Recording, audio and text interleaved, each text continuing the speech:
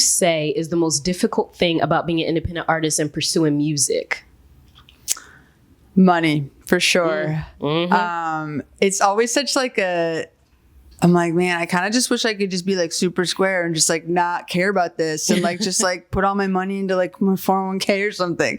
Or I'm just like, but at the same time too, it's like I've lived like a life where maybe I didn't have as much money and like where it was more of a struggle. Whereas like I mentioned before, like I do really have a career that I focus on that I feel like I work really hard at so that I can do a lot of music. And not everybody sees it that way. I think some people want to do it like the opposite. Like they want to work on music like so much that they don't have to have another job. Whereas where I'm like, not to say that there's a right or wrong way, but I think it's just like, I just feel like there's 24 hours in a day. Like I can do a lot in a day. Yeah. And I almost feel more productive when I'm able to do music a little bit more concentrated because when I'm in there, I'm like in there. As opposed to if I have a lot of time in my hands, I'm like, twiddling my guitar. I'm like, I'm smoking at my house. I'm like, it's like, how much like am I really getting done? But when I have less time, I seem to be more productive in a way. But I think that's definitely it. It's expensive being an artist.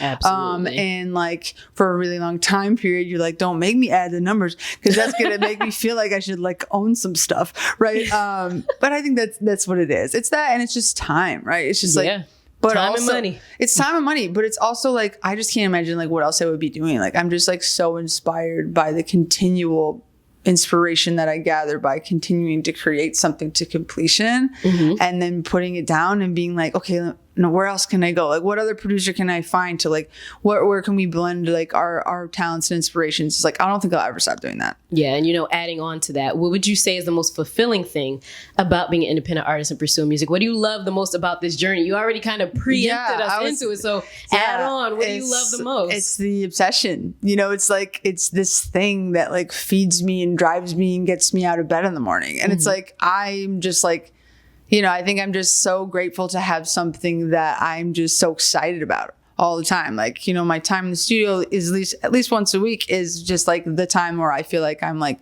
okay, I'm myself and I'm really in that moment. So I'm like, as long as it keeps being that way for me, I'll always do it. But also too, like these experiences here, like meeting people that I would never have otherwise met, like putting myself in situations where I get to, interact with and learn from other people. It's like so many people just, they don't have that sort of lifestyle. Yeah. Where it's not normal for them to like meet people they don't know and to like interact with. So it's just a beautiful part about music, I think. That's just a dope. community. Absolutely. Yeah. With all of that you have learned so far, and you have such a short 5-year journey in this industry, but what would you say is the most valuable lesson that you've learned thus far? Yeah, that's a big question. But I would say,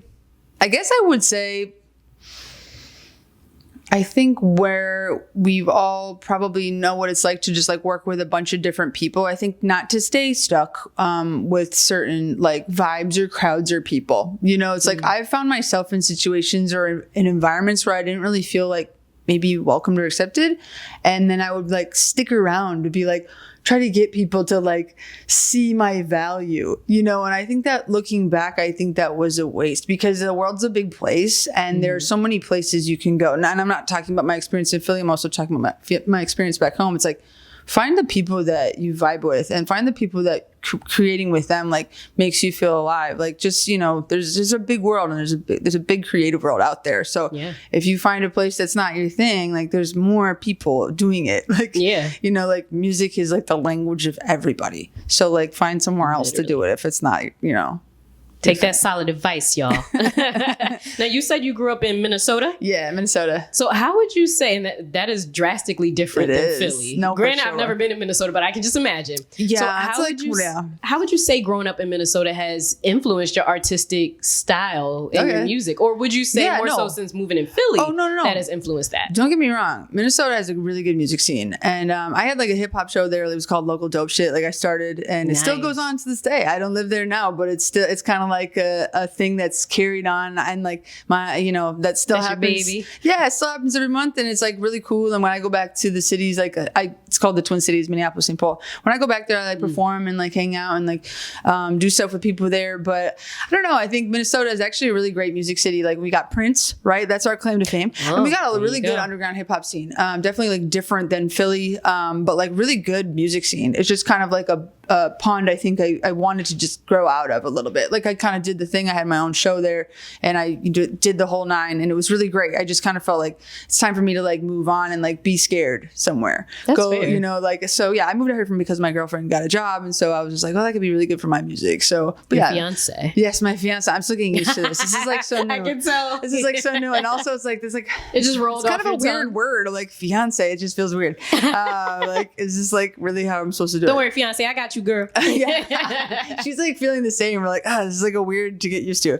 But that being said, no, it's a cool place. But Philly, like I said, I mean, it's just a totally different level of music. And I don't think anyone would disagree with that. Yeah. So it's cool. Definitely no shade to Minnesota.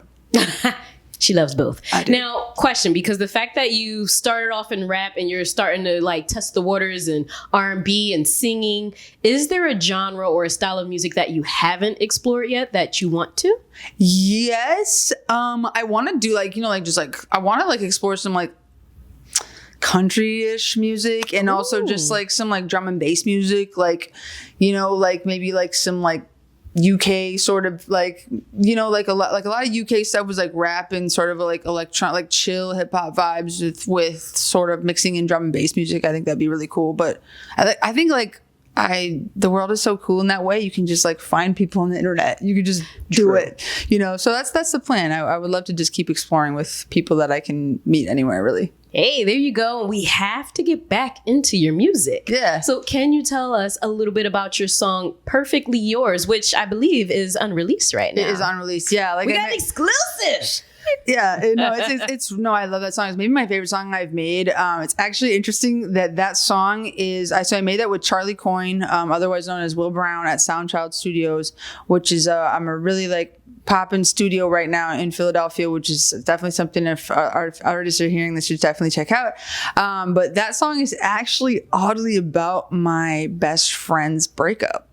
And it's not about my like experience at all. It was an experience I had where 2 of my best friends were dating and they broke up, and then I was like in the middle of it, and I was like really feeling just like I needed an outlet. So like I wrote this song about it, and you know the whole concept is just being like when you're with somebody and then you break up and then you're like still with them for like a long period of time, and then you're like, well, we're together, right? But then the other person finds someone else, and then you're like, what the I thought we were together. You know what I mean? Like, well, like, so that's like the concept of like being heartbroken, even though you weren't really together and blah, blah, blah. So it's about a real thing, but it didn't happen to me. Because I've been in a relationship now for almost 7 years. So I'm like, it wasn't about my life experience, but that's what's really cool as a songwriter too, is like you start to pick from other stuff. Yep. You can't just use your life experience because your songs are not like your diary. You know, like you're going to run out of like topics. But yeah, so like that's what it's about. But I'm really proud of that song, and just like the vibe that it created is just something totally different. With like we got some different instruments, some strings in there, and just all those musics, mostly live instrumentation by Will, who plays all those records. So it's really cool. We started just on like acapella piano vibes, and then just kind of built it from there. So when I do put it out, I'm gonna do like a lot of different versions, like piano stuff, guitar ones, and stuff like that. Love it.